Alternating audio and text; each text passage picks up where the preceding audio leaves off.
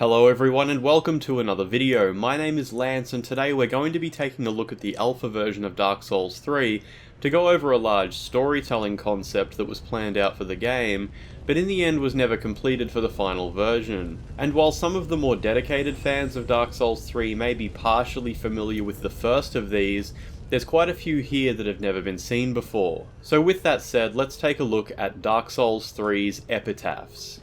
We're going to start here in an early part of Lothric to remind ourselves how this area appears in the final game. After descending this ladder, you can see a small gap in the cobblestones here up against the wall, where we get our first hint that something had been removed.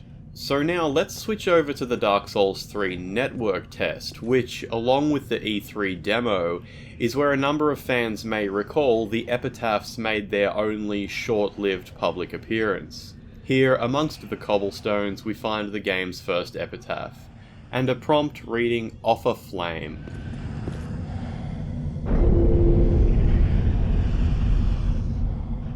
Grave of a nameless retainer, raised his sword for the Lord of Cinder. Returning to the final version of Dark Souls 3, we eventually come to an open room with some dogs inside, where on a small table here we'll find an Estus shard.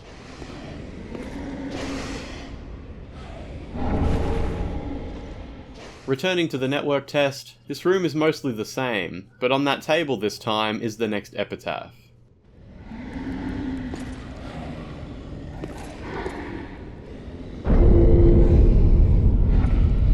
To honour and shadowy retreats, fear the sun's temptations and the winged executioner. Also in this room, rather than the key to Greyrat's cell, we'll instead find the dungeon cell key. In the final version of Dark Souls 3, this Lothric dungeon cell would be accessible just a little later in the game, and inside we would engage in a fight with a Dark Wraith. However, in the network test, because we have the key so early, we can go right ahead to the dungeon cell now. And this time inside we'll find an Outrider Knight, alongside the next epitaph.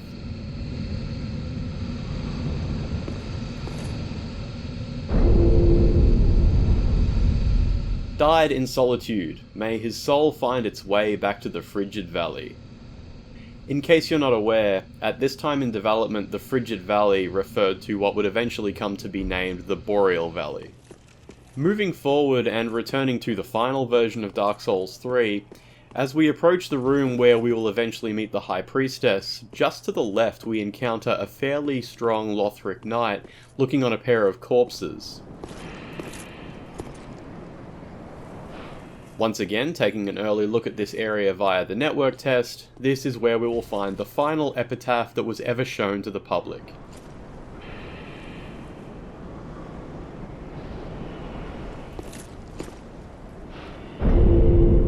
This exile was chased from his homeland and haunted by a black sun. So it seems obvious from here that at some point these were planned to be scattered throughout the entire game, and while that is absolutely true, in fact a total of 46 were planned, only the 4 that appeared in the network test ever got beyond the point of just having useless placeholder text written for them.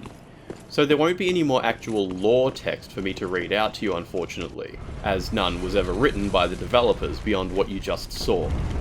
From here, I'll be moving away from the network test and into a far less functional alpha version of the game map files to keep showing you where the epitaphs were planned to be located.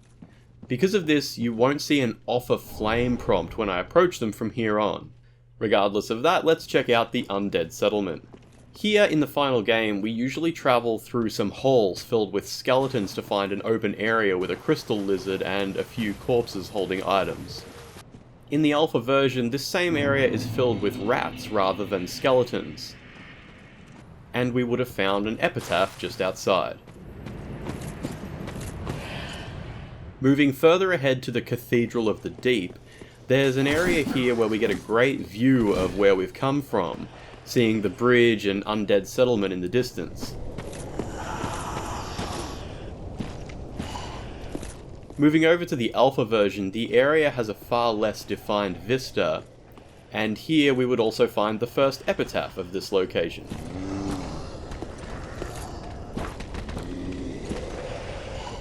Further inside the cathedral, we eventually discover the path to Rosaria's bedchamber.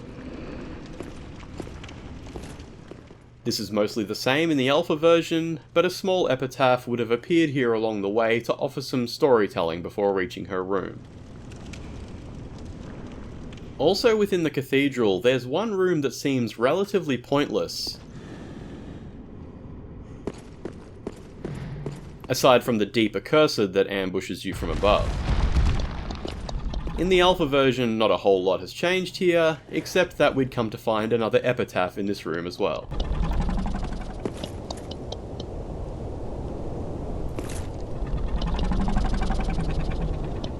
Let's head further along into Irithyll of the Boreal Valley. Near the beginning of the area is a small space inhabited by a single cathedral evangelist. This same area in the alpha had a different smattering of enemies, as well as Irithyll's first epitaph. Eventually we come to a dark area filled with partially invisible enemies.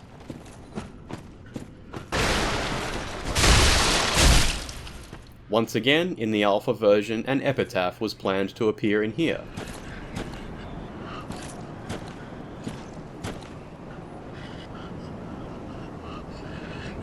In my opinion, one of the game's most memorable rooms comes up not long after this, which stands on its own as interesting enough.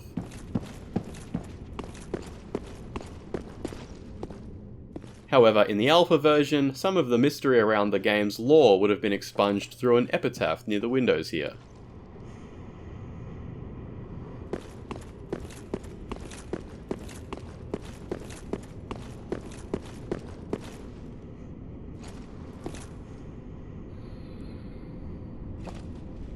After defeating Pontiff Sullivan, we eventually come to a huge open field filled with giants. A small area here gives us a nice look at the moon and Arkdragon Peak in the distance. This same area is also where we would have found an epitaph in an earlier version of the game. We also get an opportunity here to explore the upper area of Pontiff Sullivan's boss fight arena, where in the final version of the game we'd find a mimic near an otherwise dead end.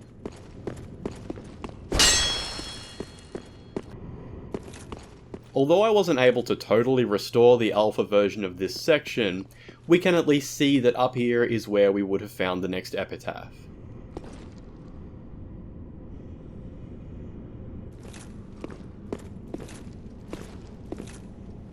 Hidden a little later in Irithyll is a waterway where we would come to find a Covenant NPC. This too was previously planned to be the location of an epitaph.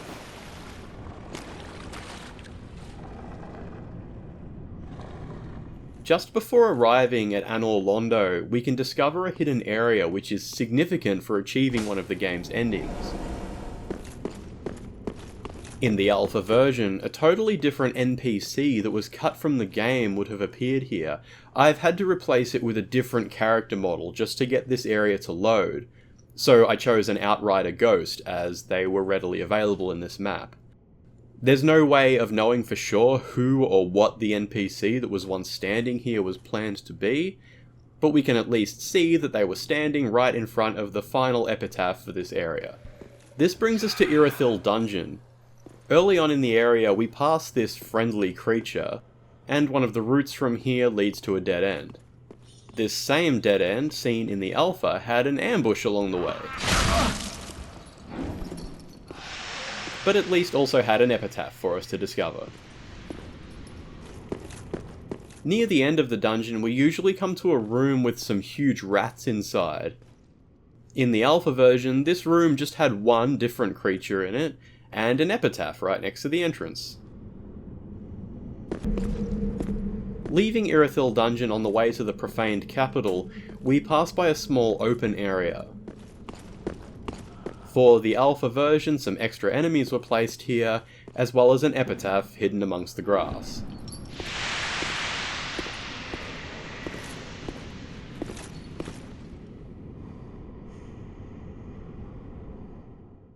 Irithyll Dungeon is also home to a giant prisoner, around whose feet a bunch of rats emerge from small openings. Just next to one of these openings would have been an epitaph in the alpha version of the game. Passing by Yorm the Giant's fog gate in the final version, we come to a room filled with enemies. They're standing in front of a pair of mimics. In the alpha version, there's just a single gargoyle in this room. And rather than a pair of mimics, an epitaph, which is the last for this area. Toward the game's finale, we come to Lothric Castle. And to the left of where two drakes are guarding the main entrance, a pair of Lothric knights are kneeling before a corpse. Predictably, I'm sure by this point, is the fact that this corpse was originally planned to be an epitaph.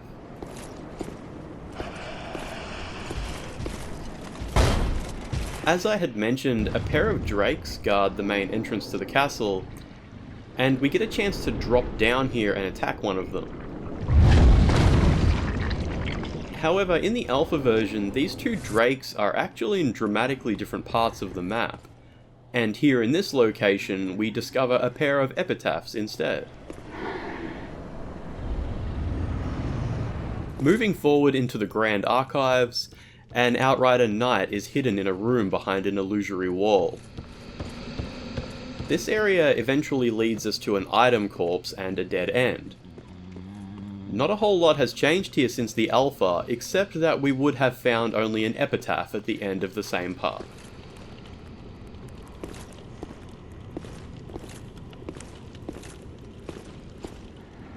And with that, we come to the location of the game's final epitaph.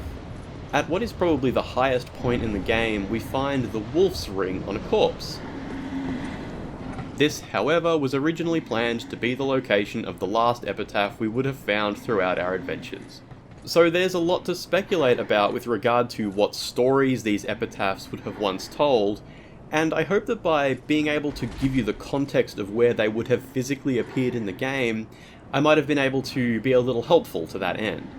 It goes without saying that I wasn't able to show you all the epitaphs, especially those from the Road of Sacrifices, Farron Woods, and the Catacombs of Carthus, because those areas changed so dramatically in the final months of development that I was barely able to stitch those files together into anything usable at all, meaning they'll have to be explored another day. I must say, I'd love to hear some theories about the meaning of various epitaphs shown here from people who are more familiar with the game's lore than myself, so feel free to jump into the comments if you feel like taking part in that discussion. I hope you managed to enjoy this video. I know I tend to drag these things out a little, but considering the amount of work it took to even get these map files to load, I tend to take my time exploring them. It's always safer for me to just show more and let you skip it if you're not interested, rather than leaving out some footage that even just one person might have appreciated seeing. There's a lot more left to show from the alpha version of Dark Souls 3, so if you haven't already, please do be sure to subscribe to keep up with my work here, and feel free to let me know if you did enjoy this video by hitting the like button below. You can find more ways to follow and support my work in the description, and either way, thank you for watching. I'll see you next time.